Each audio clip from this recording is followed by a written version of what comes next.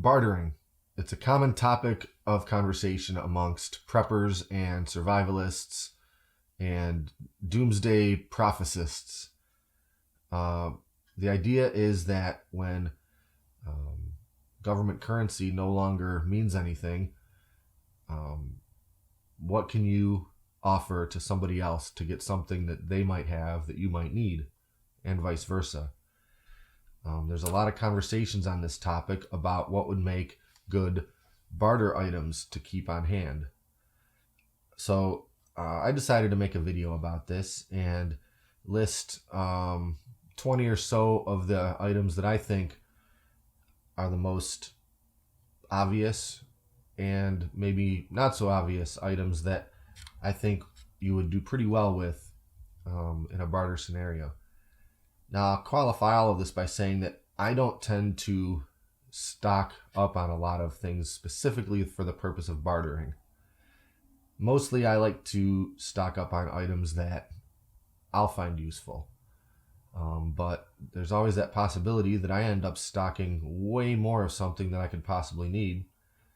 And if I encounter someone else that has something that I really need, yeah, I would trade for it. What kinds of things? Well, probably things that I just never thought about. I could foresee needing some kind of a part for a machine, or some part of a house breaks and I need to repair it. I don't even know. Maybe the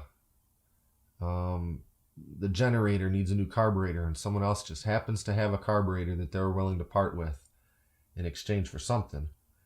So yeah, I can see that it being useful. And I've said it before, but I tend to prep more for the medium term kind of a thing. If there's a full-on breakdown of civilization, I guess bartering will be the way of the world, but it's going to be a whole different situation if that's the case. If you have food and you want to trade it to somebody for something, well, now you've just let them know you have food, and you'll have to be afraid for the rest of your life, or the rest of their life, that they're just going to come and kill you and take all your food or whatever else you have. But again, that's a very in-depth conversation for another video. I'm talking about basic bartering. If there's some kind of medium-term interruption of services, supply chains, maybe a partial breakdown of society. Let's go with that. So when I'm thinking about barter items, I'm thinking about it in sort of two categories. The first thing is items that would sort of take the place of currency, things that people still consider currency. One of the most common items in this category that I see among preppers: silver, gold, or any other kinds of precious metals. A lot of us like silver because it's cheaper and easier to get, and you can have smaller quantities. I'm not going to trade somebody a 1 ounce gold bar for a carburetor, but maybe I'd trade a couple of 1 ounce silver bars for a carburetor. And as long as anybody still considers something like silver to have monetary value, it could be used as a currency. The other category of things are simply items that people need or want that are not currency, something that they want to use themselves and not just eventually trade off like currency for something else. And in this category, I also break it into two sort of subsections. One of those are needs, and one of those are wants. Needs, stuff you have to survive. Wants, luxury items that would sure make the situation a lot better to deal with, or at least more tolerable or comfortable. So I haven't organized this list into any particular order, so I'll just sort of go through it. The obvious ones: food, water. You got to have both of those things. You'd like to think that everyone has the means to get or purify their own water, but we just know that's not the case. When your neighbor is absolutely dehydrated and doesn't even have the means to collect some rainwater because he just never thought of it. He's going to need some water from somewhere, and maybe he's willing to trade something for it. Food, it's even harder to come by if you don't have any. So maybe you trade some of your food for something. Next, fuel. This could be gasoline. That's probably the most likely. It could be propane, butane, kerosene, diesel. Lots of stuff uses fuel, and lots of people aren't going to be able to find fuel for their things. Personally, I don't really like the idea of parting with any of my fuel, so I'm not sure that I would be super excited about trading off any of that. Next, first aid supplies. Either basic first aid kits or more I guess heavy duty stuff. Depending on the setup you have, if it'll save somebody else's life to have one of your medical supplies, it's going to be worth it to them to trade something for it. And then medicine, that's the next on the list. Aspirin, ibuprofen, antibiotics, you name it. Not even necessarily prescription stuff. The common ailments that we deal with in modern society don't seem like that big of a deal because we can run to the drugstore and get something that clears it right up, makes us feel better. But before that was a thing, people died constantly of the most basic stuff. So having just a stash of over-the-counter medicine. Number 6, ammo. I don't really like the idea of parting with any of my ammo, not only because ammo is precious to me, but I also don't necessarily want to provide someone else with the means to come back and take all of my stuff. But if the trade was right, I guess anything's for sale. Next is, and this is a luxury item. I guess some people might consider it a need depending on their own lifestyle, but one of the common luxury items that people talk about saving up for just this occasion, bartering, is alcohol. Now, I don't really stockpile a lot of alcohol. I have some. I get it as gifts, or I'll buy some now and again. I'm not a heavy drinker. But just over the months or years, I end up with a substantial supply of it, and I'm not dependent on it. So if I couldn't get any more of it, I wouldn't necessarily miss it. I'd probably always want to keep a bottle or two on hand because there could be medicinal uses for it. But yeah, I could totally see trading a bottle of hard liquor or something for a thing that I need. Maybe not this bottle specifically. This one's just for me. And by the way, if you ever have the opportunity, Detroit City Distillery bourbon. I don't know if they sell this stuff everywhere, but if you're in Michigan and you're a bourbon guy or gal, try to find some of this. It's a bit more potent than the kind of stuff I would normally drink, but it'll wake you up in the morning. Anyway, in the same sort of category, tobacco. I know tobacco is going to go stale before real long, and there's a couple of ways to kind of store it and preserve it. It's probably still going to be kind of stale. I did an experiment years ago with vacuum sealing. I vacuum sealed a bunch of tobacco in a food saver bag to where it compressed it into just a tiny flat brick of tobacco. I opened it up a year later and it was disgusting. It tasted like the dirty floor of a garage, if I had to guess what a garage floor tastes like. So then I tried vacuum sealing tobacco in a mason jar with a food saver. And I tried that out about a year later, and it was actually pretty good. It wasn't much different than when I put it in there. I don't know why that was so different than vacuum sealing it in a bag, but it was. So if you're a smoker, or if you just want to stockpile something like this for bartering, maybe consider buying it in bulk and sealing it in a food saver. I don't know if you could food saver in like a whole cigarette, dump a bunch of cigarettes into a jar. I don't know. That seems a little nuts to me. It's probably not worth your while. You won't get enough bang for your buck trying to do that specifically as a barter item.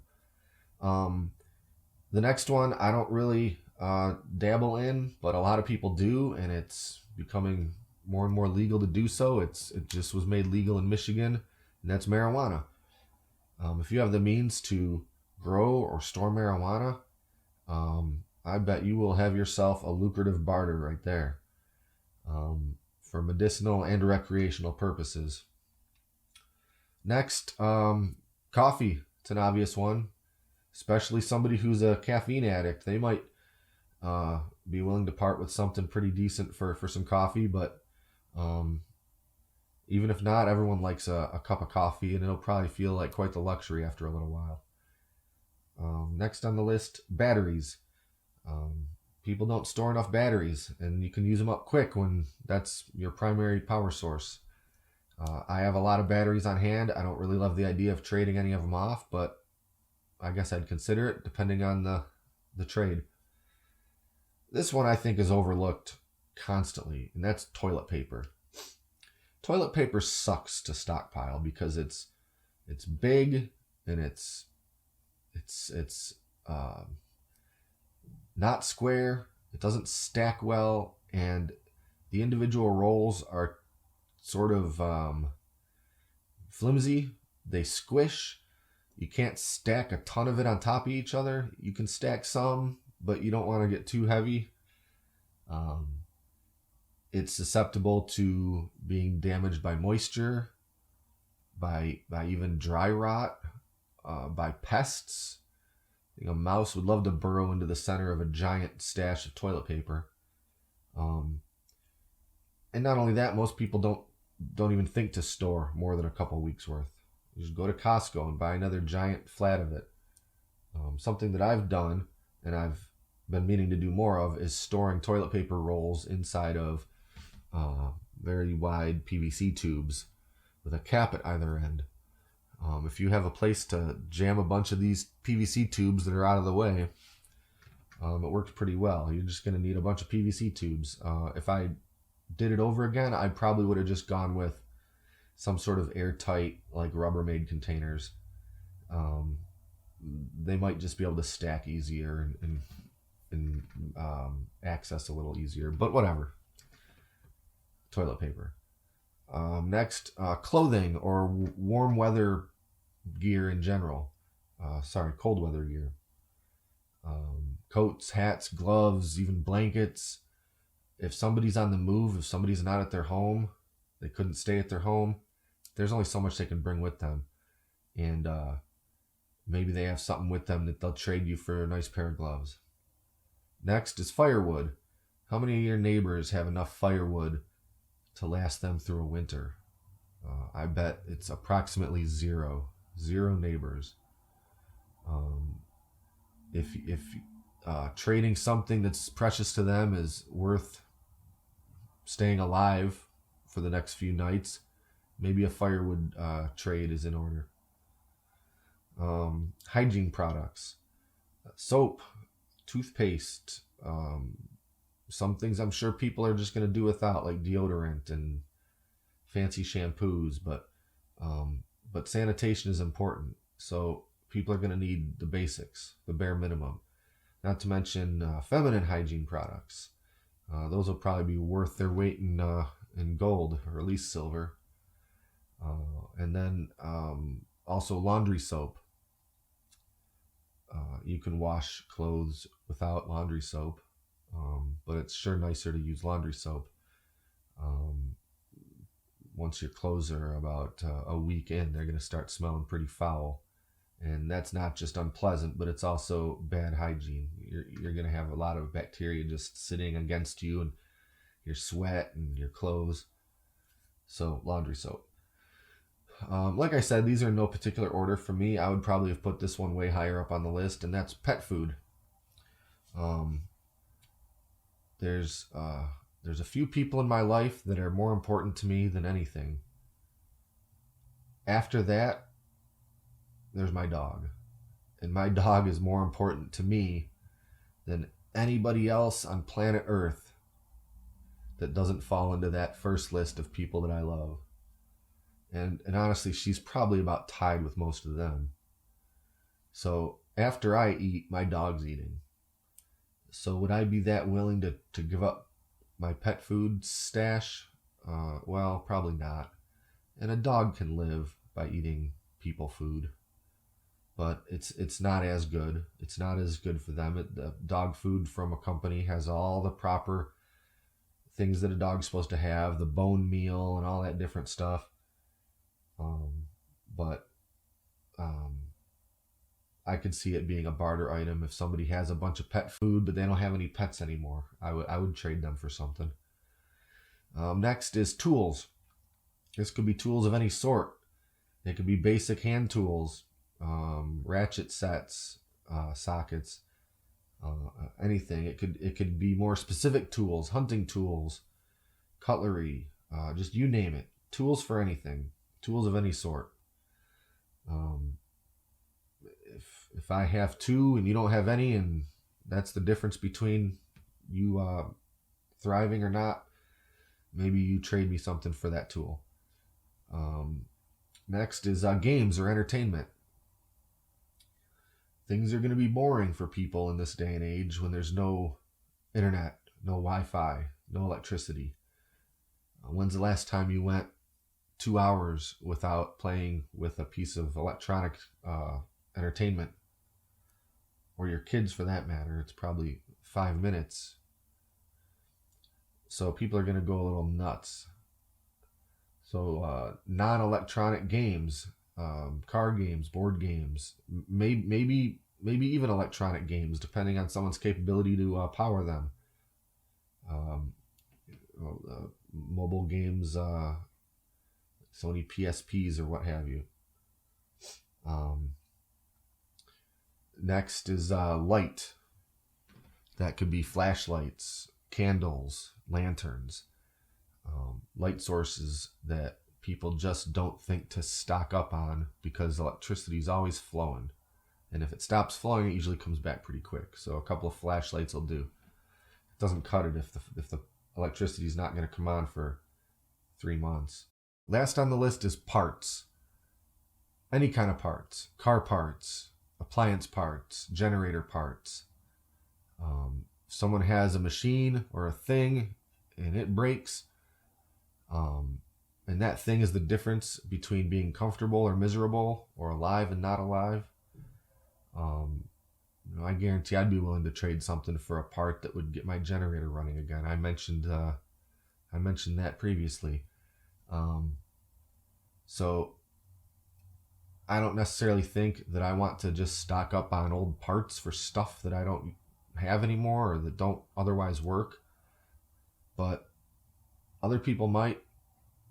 Or if somebody really needs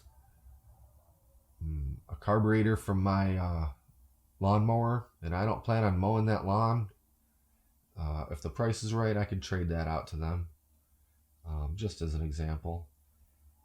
So yeah, that's kind of my take on barter items for a kind of emergency situation.